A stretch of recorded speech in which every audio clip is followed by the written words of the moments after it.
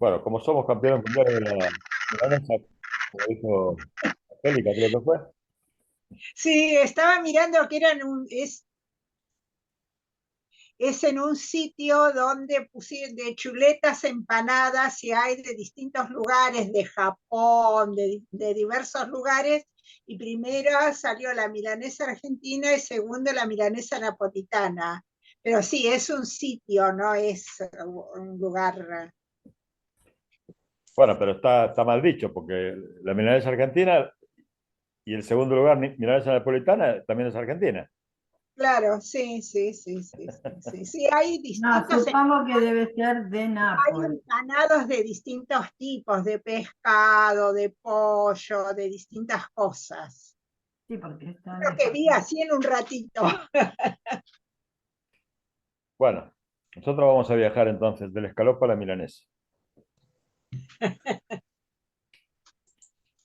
porque el escalope, ¿qué es el escalope? A ver, La verdad que no sé bien lo que es. Sinceramente, no sé. Yo Es supongo que con es con harina harina. en lugar de pan rallado o panko. Claro, con harina. Con Esa, harina. la de la harina le llamo marinera yo. La que lleva Claro, harina Sí, le llamo marinera, no sé. sí, o también. romana le decía mi abuela. No sé por qué le decía romana No sé. a las de harina. bueno, No, no sé qué es el escalope. bueno, en Es realidad carne con algo y entonces yo la como. la confusión viene porque algunos platos que tienen, algunos platos toman el nombre del insumo principal. Y en realidad, escalope es simplemente un trozo de carne cortado delgadito, ¿no? Ah, Este, claro, que si usted va a la carnicería y le dice, me corta la carne tipo escalope, a lo mejor el carnicero mira extrañado, pero en realidad ese corte delgadito se llama escalope. Algunas preparaciones, como vamos a ver ahora, toman ese nombre. Decime, ¿es un corte finito como churrasquitos? Sí, Como milanesa. lo que nosotros llamamos corte para milanesa, o sea, Bien, el corte, eso es bien, escalope. Ese es el nombre técnico, es escalope. ¿Eh? bien. o sea, la carne. Exacto. El corte. Bueno, entonces, aquí hay, vamos a hablar uno, dos, tres, cuatro, cinco, seis, siete, ocho versiones en diferentes lugares del mundo. Hay muchísimas más, o sea que vamos a mechar un poquitito. Este, y vamos a empezar por lo más simple, que es un plato italiano, la piccata. Piccata, en este caso, de pollo, ¿no? Este, que lleva pechuga de pollo, alcaparras, limón y vino blanco. Como dije, el término piccata se emplea también para el corte de carne de Y, ternera, ¿no? Sigue siendo igual piccata. En este caso, estamos hablando, elegí la piccata de pollo porque tiene ciertas particularidades, ¿no? Se hace como con las milanesas, o sea, una vez que uno tiene cortada la pechuguita en filetes delgaditos, se aplana, ¿no? Con un ablandador o poniéndole el fin, con los mismos puños se puede ablandar el pollo sin ningún problema. Entonces se condimenta, se pasa por harina y se dora por ambos lados en manteca o aceite. O manteca y un poquito de aceite, que es lo que acostumbro hacer yo cuando uso a veces manteca, para que no se me queme tan fácilmente. Se añade vino blanco a la sartén, se deja reducir la salsa y normalmente se añaden puerros, a veces ajo, echalot, alcaparras y trocitos de limón. Cuando está reducida la manteca, se remueve para terminar la salsa y suele servirse estas picatas con pasta, con polenta o con arroz. ¿Mm? Van a ver que el viaje pasa por harina, diferentes lugares, hasta llegar al pan rallado, que es nuestra milanesa, ¿no? Que también tuvo un largo viaje. Pero hay otro plato también italiano que se llama directamente scallopini. ¿Mm? Que generalmente es de ternera en este caso, también enharinado, salteado, luego calentados y servido con una salsa de tomate ligera. No escuché. Bueno. Y la saltimbocca, que también es un plato italiano, típico de Roma, que añade al escalopín jamón, salvia, y suele denominarse Perdón, lo que pasa es que, Emma, estás con dos pantallas. O estás con computadora y celular. ¿quién? Emma. Ah, Emma, puede ser. Tengo problemas con la computadora, sí. Porque se hace Con eco problemas. con el celular, nos escuchamos dos veces cuando hablamos. Claro. También cerrá, Tengo que perdón, salir, también no cerrá el puedo. teléfono del Perdónenme, celular, me Emma, voy por desde favor. acá, si no nos molesta. Emma, por favor, también cerrá el micrófono del celular. Gracias. Ahora sí.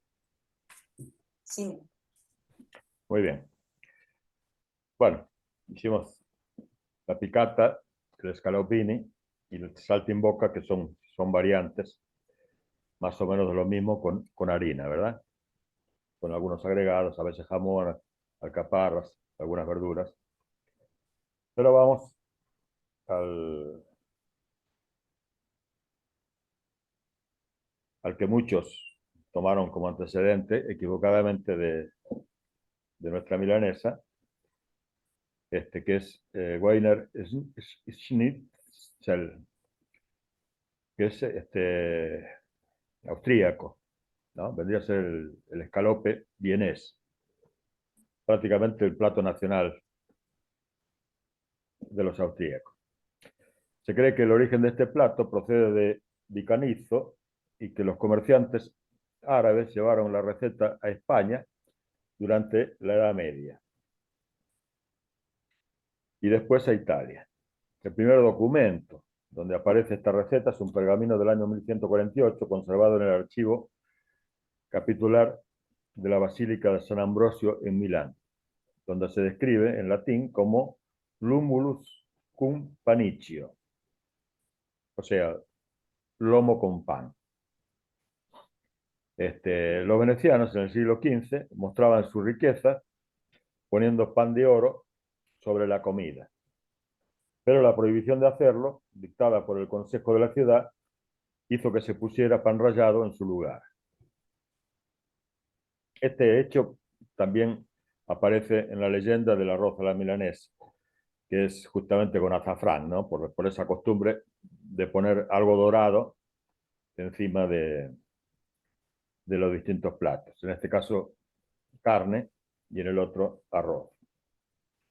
Así que este plato austríaco, posiblemente originado en el norte de Italia, porque tiene una similitud con la llamada cotoletta a la milanese, apareció durante el siglo XV o XVI. Y de acuerdo con otra hipótesis, fue introducido por el mariscal de campo Radetzky en 1857.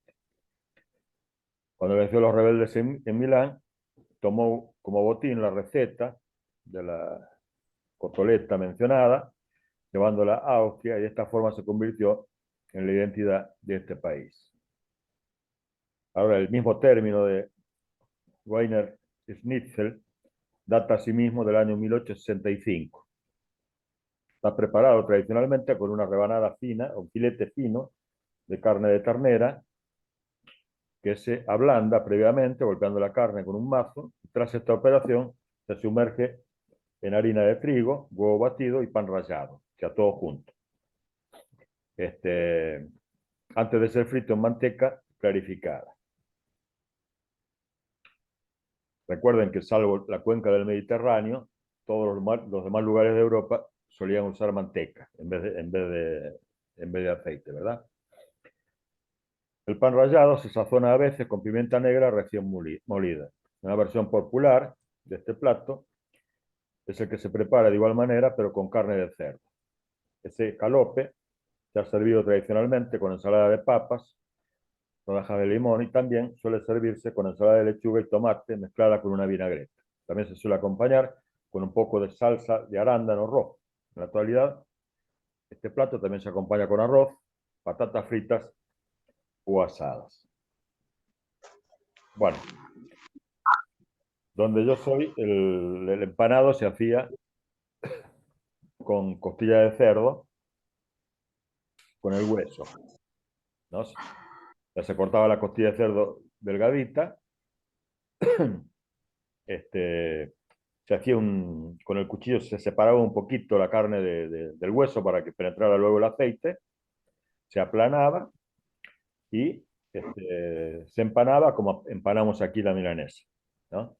Esa era la forma en que yo conocí por lo menos un tipo de carne apanada, ¿no es cierto? Ahora la milanesa, en Paraguay, México, Perú, Uruguay, Argentina y Venezuela, en todos esos sitios se usa el término milanesa. Y en vez de usar harina, de alguna manera, se lo empana directamente con pan rallado seco. ¿Eh? El nombre de milanesa viene de la suposición de que el plato viene justamente de Milán, ¿no es cierto? Aunque hay una hipótesis de que los primeros emigrantes italianos, que en realidad solían venir del sur, también pudieron haber traído este tipo de recetas. Por supuesto, en el Río de la Plata está la milanesa napolitana, que como dije antes cuando se me cortó, los uruguayos dicen que ellos inventaron la milanesa napolitana, pero los peruanos también dicen que ellos la inventaron, ¿no? Y muestran un documento de principios del siglo XX donde un restaurante del barrio de Miraflores, ahí en Lima, ya vendía con ese nombre incluso una milanesa a la napolitana. Así que, por un lado, es posible que se utilizara el nombre de napolitano por los muchos napolitanos que vinieron emigrantes a los distintos países, ¿no? Pero yo me quedo con la historia del bar enfrente del Luna Park. Pues me parece más nuestra, ¿no? Bueno, ya saben, la milanesa napolitana en general cubierta con salsa de tomate, loncha de jamón cocido, mozzarella o un queso fresco o cuartirolo, gratinada al horno. Aquí en Argentina la milanesa también sale a caballo, ¿no? Servida con 1 o 2 huevos, de ahí sería el nombre, ¿no? De los huevos que parece como que están a caballo. Hay otras leyendas un poco más descabelladas. Pero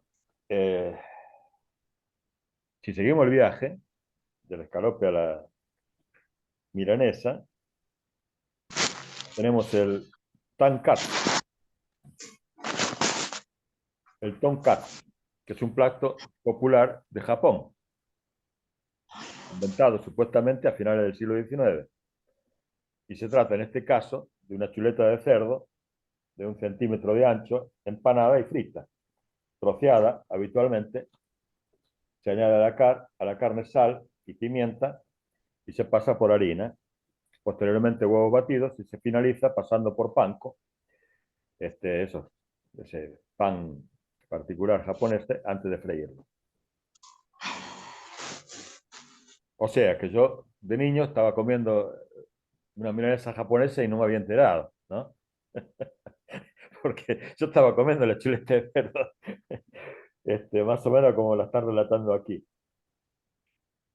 Hay una posibilidad, ya que los portugueses, los galácticos portugueses llegaron a Japón en algún momento, de que haya habido un viaje de ida y vuelta, y quedó entre los orígenes, ¿no es cierto? En sus orígenes se consideraba un tipo de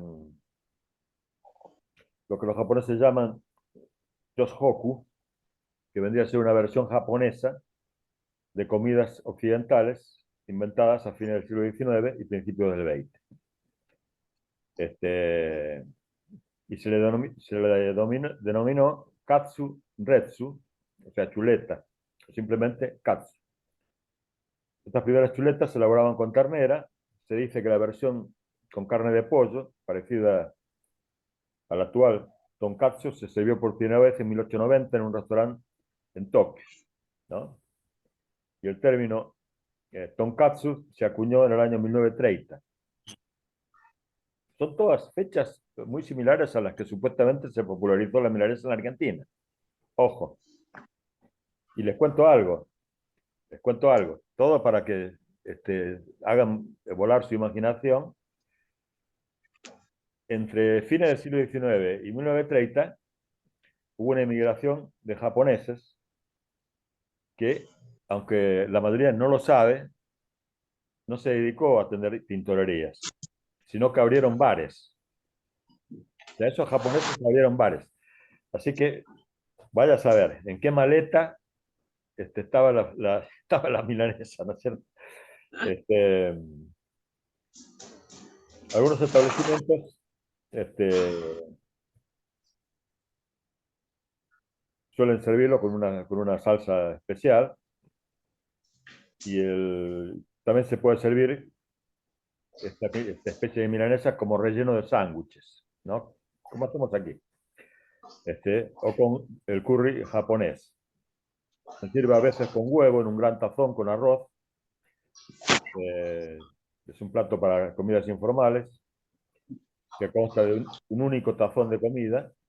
Independientemente de su presentación, el tonkatsu suele comerse siempre con una salsa japonesa tipo salsa inglesa, ¿no es cierto? Aunque también se puede acompañar con un poco de karushi, una mostaza bastante picante. Bueno, ya tenemos la milanesa japonesa, ¿no? Milanesa entre comillas, obviamente. Pero tenemos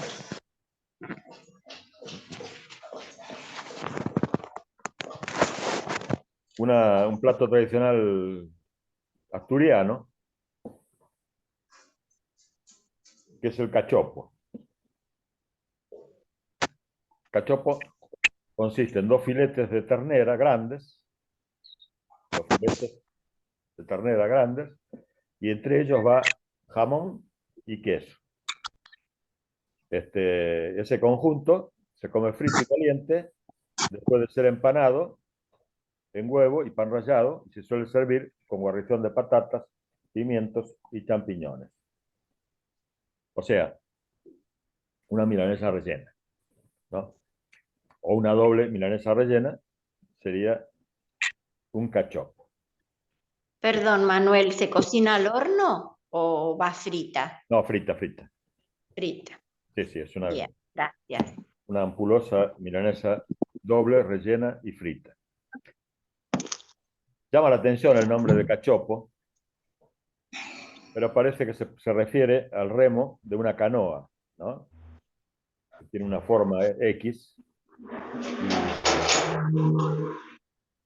Y bueno, nos parece que los asturianos lo asociaron. La cuestión que el cachopo se comenzó a comercializar en Asturias también en las primeras décadas del siglo XX. Todas las fechas. ¿No? Después tenemos el San Jacobo, o o el cordón bleu, que es un escalope de ternera enrollado alrededor de una loncha de jamón y queso.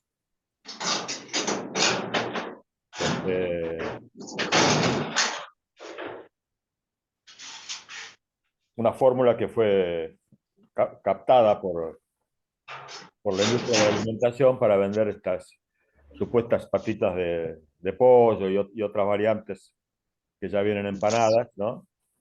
Y que en realidad de carne no tienen nada, ¿cierto? Es una cantidad de huesos, cartílagos, todo molido, con saborizantes y luego rebozados. Lamentablemente están destinados básicamente a niños, ¿no? Sí. Y eso es... Para que tengan ese sabor. Sí, cómo les gusta a los chicos, es terrible. Mis nietos viven. Sí, tal cual. Ese es el peligro, ¿no? Perdón, discúlpame, Manuel. Pedro, si estás escuchando, ¿podés apagar tu micrófono? Porque se hace eco con lo que está dando de clase Manuel. Gracias.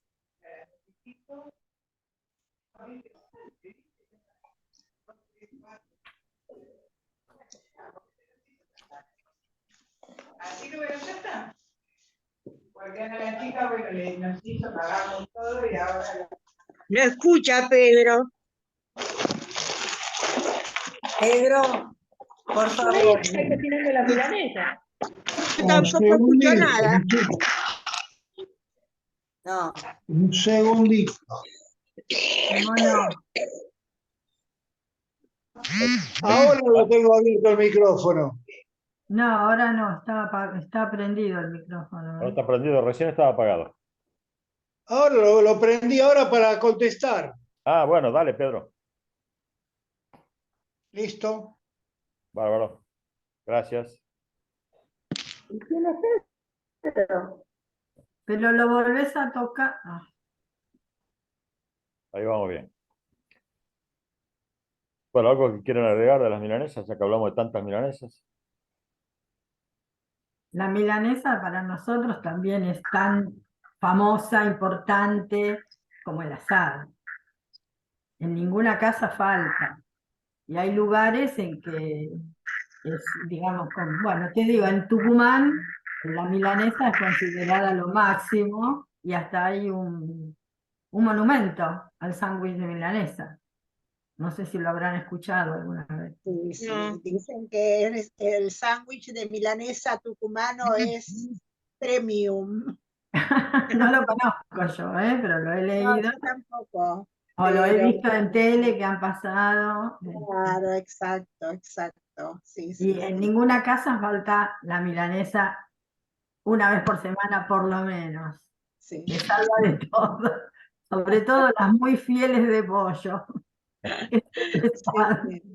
Bueno, Igual a mí, yo las de pollo las hago yo, no me gustan las compradas porque vienen con un montón de pan rallado, son horribles, así que tienen que ser caseras. Sí, yo también las hago. Sí, yo también. Sí, Había yo también. Había un restaurante en la estación, creo que San Martín, de ahí de Retiro. Había que meterse por los galpones. Y había un restaurante que se llamaba La Mosca Blanca. Sí, riquísimo. Y tenía una milanesa que medía casi 1 metro más. Sí, así. Sí. Me lo comentaron y yo no lo quería creer.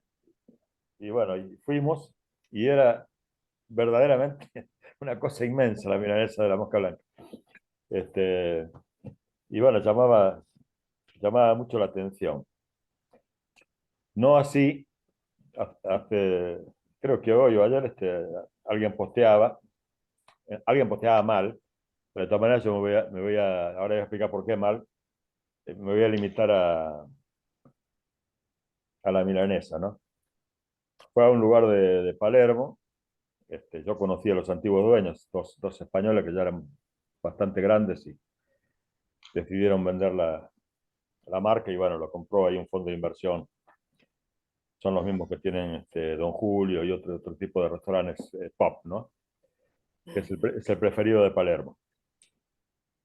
El preferido de Palermo era el típico lugar en esquina que tenía de un lado almacén y del otro lado servicio de comida, ¿no? Y estos españoles lo habían regenteado muchísimos años. Conozco bien la historia porque me llamaron a mí cuando estaban tratando de hacer el tema del traspaso. Los hijos no querían saber nada con la gastronomía, y entonces decidieron venderlo. Se conserva la casa exactamente igual, está hermoso, ¿no? La cuestión que, bueno, lo tomó esta gente, ahora es un lugar de lujo, y alguien posteó que había ido ahí al preferido, y el título era: pedí 2 milanesas y me cobraron 17.500 pesos, ¿no? Y está mal el título y falso, pero de todas maneras me llamó la atención porque sacó la foto la milanesa, una milanesa triste, pequeñita, en un plato chiquitito, apenas con un cuarto de limón encima. O sea, la verdad que para un lugar de tanto nivel me llamó la atención. Digo que estaba mal porque 17.500 pesos y al lado de la milanesa había una botella de vino, y esa botella de vino sale 10 o 12.000 pesos. Ah, bueno. ¿No? Entonces, digamos, no eran 2 milanesas, era mucho más. Pero de todas maneras me llamó la atención que hayan presentado una milanesa en un lugar muy gourmet, tan pobremente, ¿no? O sea, la forma de la milanesa. Hay que ver si la foto realmente era de comida del restaurante. Sí, porque estaba el plato ahí con el Yo logo. ya no les creo, no, es que yo ya no les creo nada. Ah, no, Sí, sí. lamentablemente. Está la eso chica sí. del brunch, está, no me acuerdo, hay 5 o 6 influencers en Instagram que están haciendo añicos la fama de buenos lugares y Bueno, dándole bambolla a otros. ¿te imaginas que, te Es imaginas, muy común eso. te imaginas que yo eso lo sufrí mucho? Ya lo sé. Ya lo sé. A mí me han puesto posteos diciendo que mi menú de mediodía era un desastre, que esto, que lo otro, que lo demás, de todo ponían del menú de mediodía. Y yo jamás abrí el mediodía. Por eso. No abrí nunca. O sea que era imposible. Vos abrías de noche. Yo No, abría la de noche. competencia es terrible Claro. en ese rubro. Y hablando de eso, vi la película Hambre. Yo todavía Todavía no estoy en eso. la tengo pendiente. Justamente Pregunta. ayer vi la película Hambre y ahí se ve qué es lo que pueden llegar a hacer para... Por en eso una estaba diciendo, competencia yo la vi horrible. también Sí, te iba a preguntar. y es la competencia es feroz, pero bueno. Sí. Y me acordé de los escalotes, porque los corta finito, ¿viste? Le hace cortar finita la carne. Claro. Pero eso es en todos los Que rubros. se corta el dedo al final. Cuando se con lo llega que pica. allá arriba, se llega a costa de cualquier cosa, en cualquier rubro. Una consulta, Manuel. La milanesa, voy a hacer una pregunta muy sonsa. La milanesa es una pelea familiar. ¿La milanesa se pasa por huevo y pan rallado o es pan rallado, huevo y pan rallado? Eso lo hace el que la vende, me parece. Para que pese Para más. que sea más huevo, claro. Para que pese más. Hay gente que le gusta, en las casas, Sí, a mí me gusta así. le gusta el doble rebozado. Ah, Le gusta el doble a mí me gusta el pan rebozado, rallado, se hace. huevo y pan rallado. A mí no me gusta el doble rebozado. O sea, Y tampoco. no me gusta, pero bueno, Son gustos. técnicamente se acepta que tenga doble rebozado. Claro, a mí si me quedó mucha huevada, entonces la vuelvo a La pasar. última. La hago para mí.